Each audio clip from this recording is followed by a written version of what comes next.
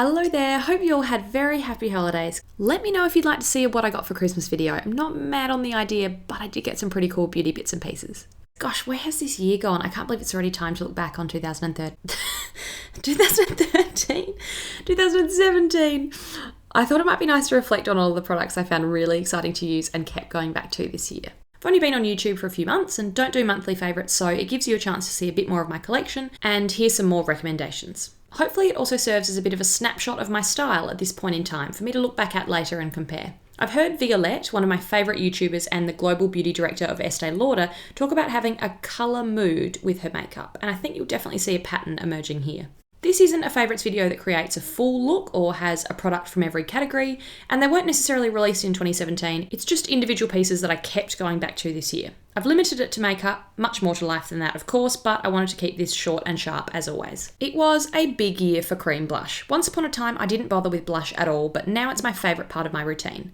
I picked up the Charlotte Tilbury Beach Stick in Formentera in mid-2016 and it's held my attention ever since. Such an unusual rosy brown shade, but it creates a lovely natural looking flush. Love it on eyes as well. This was my first Lancôme Cushion Blush Subtil purchase, and it won't be the last. I love the light sheer liquid formula, and the shade Rose Givré is a lovely, pretty peachy pink. It will come as no surprise that Olio e Osso balms are here. I've talked about them in several other videos, and they really are one of my all-time favourite products. Hydrating on lips, and pretty sheer and glowy on cheeks. Crimson and Currant were always in my makeup bag this year. And a little bit of Glossier, of course. I bought all 4 of their cloud paints because I have no self-control, but Dusk really stood out. A subtle, versatile nude. Very keen to see what Glossier release in 2018. And of course, my Glossier Sunday videos will be back in the new year, covering every single one of their skincare products. I don't tend to get that excited about face products, but the Victoria Beckham for Estee Lauder Morning Aura Illuminating Cream is something else. It's incredibly glowy and fresh and really brightens your complexion. Just close your eyes at the checkout. Also got really into the RMS Purity Bronzer. It's a great cream product with a lovely sheen and glow. You only need a tiny bit to look like you've seen some sun, not been trapped at a desk all day. Big fan of their products. I'll be doing an RMS brand review soon.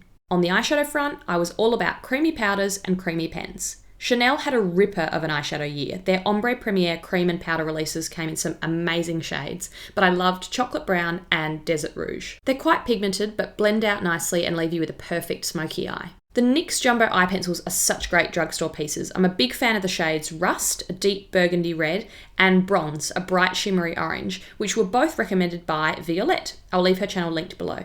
The Ellis Fast Creamy Eyes Stick in E128 Old Pink is an excellent reddy brown. The brush applicator gets a bit messy, but it's such a creamy product and blends out really well, even with your fingers. Couldn't go past the Chantecaille Single Shadow in Carnelian either, a seriously creamy, smooth, peachy, orangey shimmer. It featured in one of my first ever videos, a Mecca haul. That's our best beauty store down here in Australia, and I've been obsessed with the shade ever since. Big believer in the power of lipstick to change your whole look and mood, so I always have a couple in my handbag at work.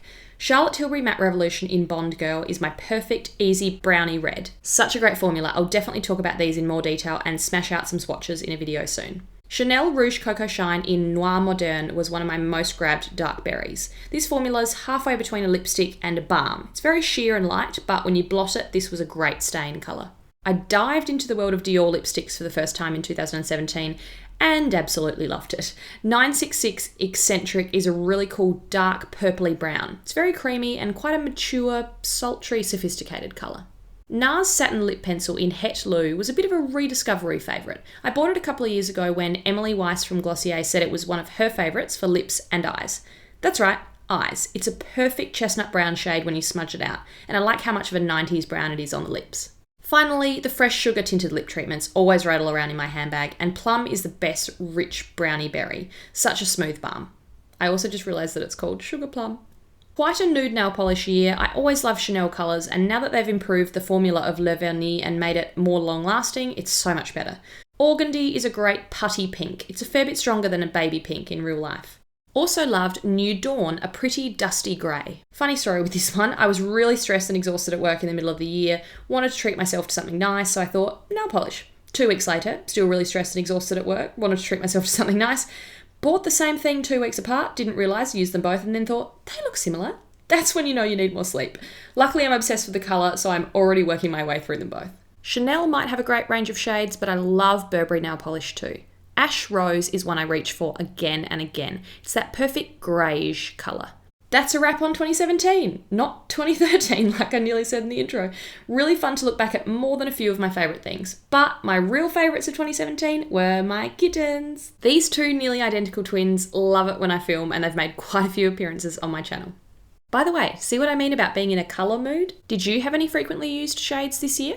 The last few months of 2017 have flown by while I've been busy making these videos outside of my full-time job. So thank you so much for watching and commenting along the way. Running this channel keeps me feeling creative and inspired, and I absolutely love being part of this community. So thank you for having me. Please tell me your 2017 favourites. It's so interesting to hear what stood out for other people. See you next time.